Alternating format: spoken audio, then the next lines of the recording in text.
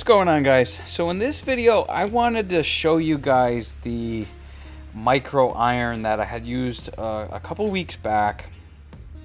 One of you had asked about it and was interested in links directly to it.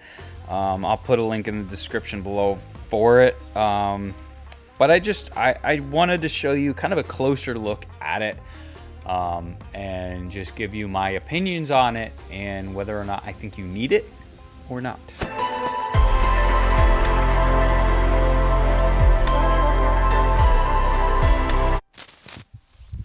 So this is just a kind of a quick look video at the micro soldering pencil that I am using in some of my videos. I'll get you a closer look at what it's capable of doing in a moment, but I just wanted to show you because you kind of need to understand that this is not your average soldering iron. You're not just going to be able to hook it to whatever.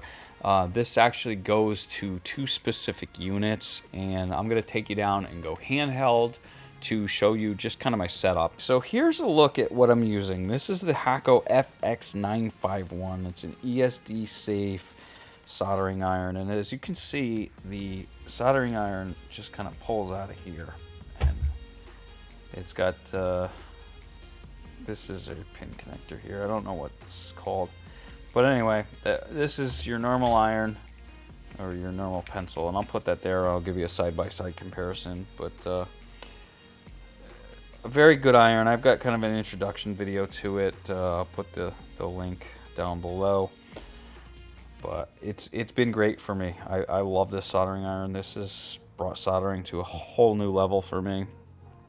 And over next to it, I got that's what I'm using for iron tips. It's nice having multiple different tools in your kit for soldering. And then you know, gotta have the conformal. Got the isopropyl for cleaning up boards afterwards. I got flux paste here. I almost never use this stuff again. Tip tinner, again, if you're taking care of your tips, you don't really need that. And then this stuff here, if you haven't got it and you screw up, it might be beneficial to have. This is a Gootwick. This is about the best solder sucker stuff you can get that I have used.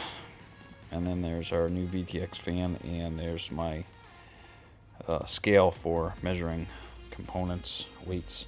But anyway, let's go back up to the overhead, and I'll show you the difference between these two irons. Okay, so this is the usual iron I use for everything, and I've got the smallest tip in there that I have. This is the T15 ILS, and as you notice, these come right out of this. This pushes right out of that, and you reuse this and just put a new tip in there. But like I said, this is a T15 ILS. This is a conical tip, and I only use this for some of the smaller work.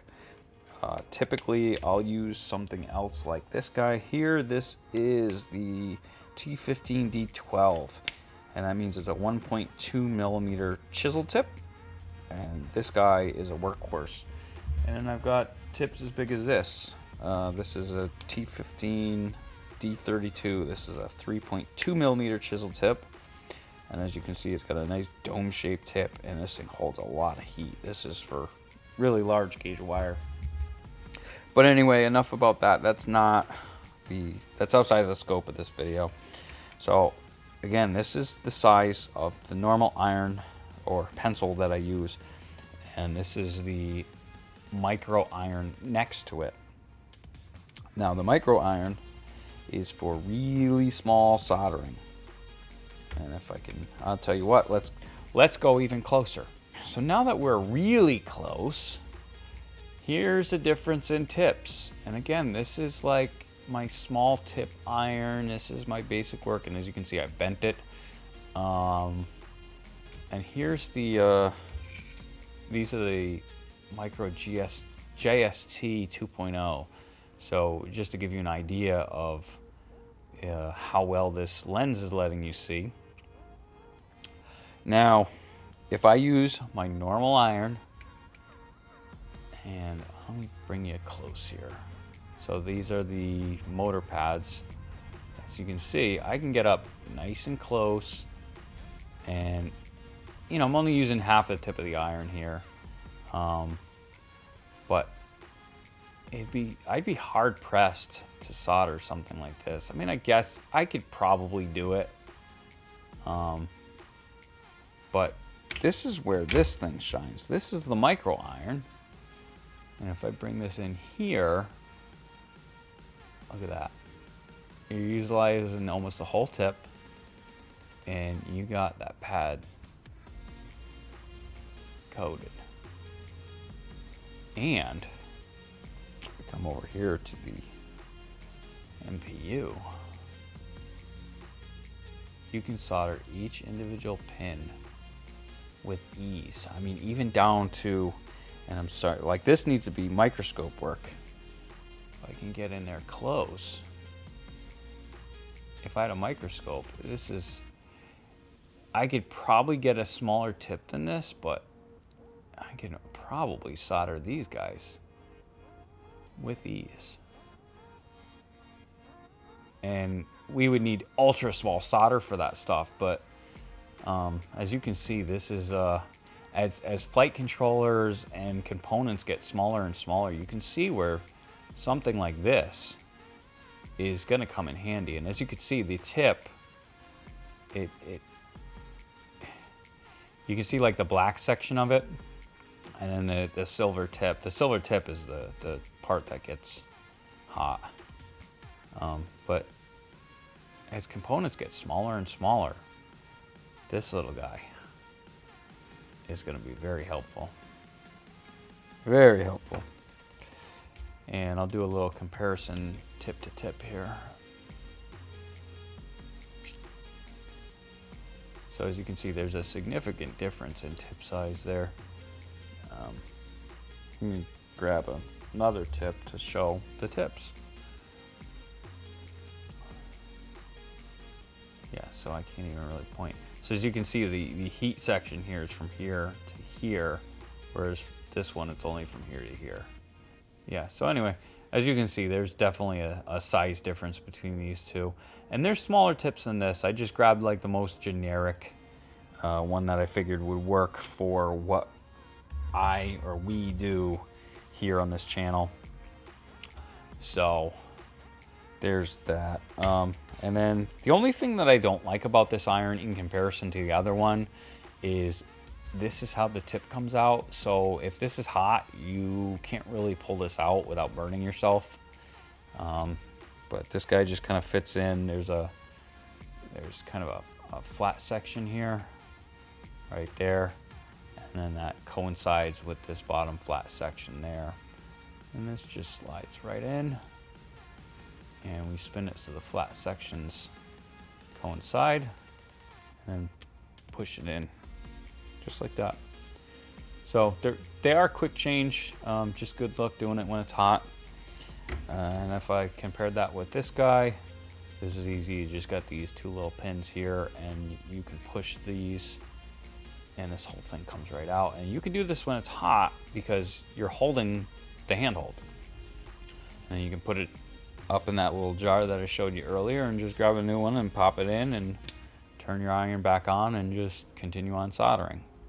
So let's get you back on the big screen.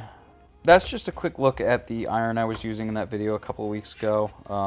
But again, you need to know that if you're going to run this micro iron, it needs to be run in this is the FX951, or I believe it also works in the FX209, which I would love. I would absolutely love to have that iron. It's a three-way iron. It allows you to hook your micro iron into one port, your regular pencil into the other port, and on the third port, oh my God, it's got a hot air rework station built in.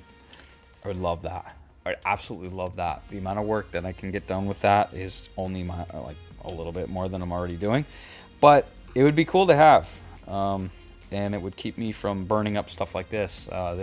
This flight controller is junk.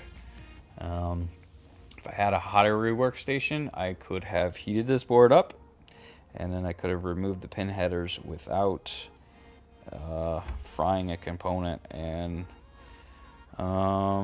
I don't do board level component repairs all that often, so I'm just going to buy a new one of these instead of wasting my time trying to figure out which one's bad and soldering a new one on there, because I don't have the equipment to repair this particular board. But I have repaired boards in the past where capacitors and stuff have come off. Like that guy, like if that had come off, I could do it. Same thing with that one. If I don't see any others on here. Oh, yeah, there's a couple more there. Like if those broke loose, maybe I can get to them. But, you know, one of these guys, I don't have a microscope or something like that. But this would be the iron to do it with. So, you know, if you're interested, I mean, this thing's not cheap either. This is more than the average cost of a cheap iron. But, you know, if you see the hobby going where I see it going, with the components getting smaller and smaller and smaller, we're going to need something like this. So, you know, a couple of you were interested in it, so I figured I'd share it directly with its own video. This is the FX-2032. And I forget what this tip is called.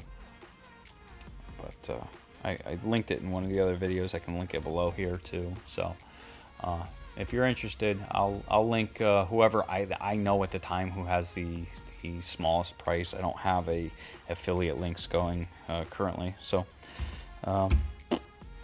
there's that. So if you enjoyed this video, click that thumbs up button. And if you're interested in one of these or have one different, let me know in the comments below. I'm interested to hear what you're using. Are you using a hot air workstation? Do you have the FX-209? Oh, that I would love having. Let me know. I'm interested. Let's get a conversation going below. And if you're interested in more videos like this, or FPV component tests, or build videos, that's what we do here. So if you haven't done it already, go ahead and punch that subscribe button, because you only get to do it once, and it's fun. And I'll catch you later. Peace.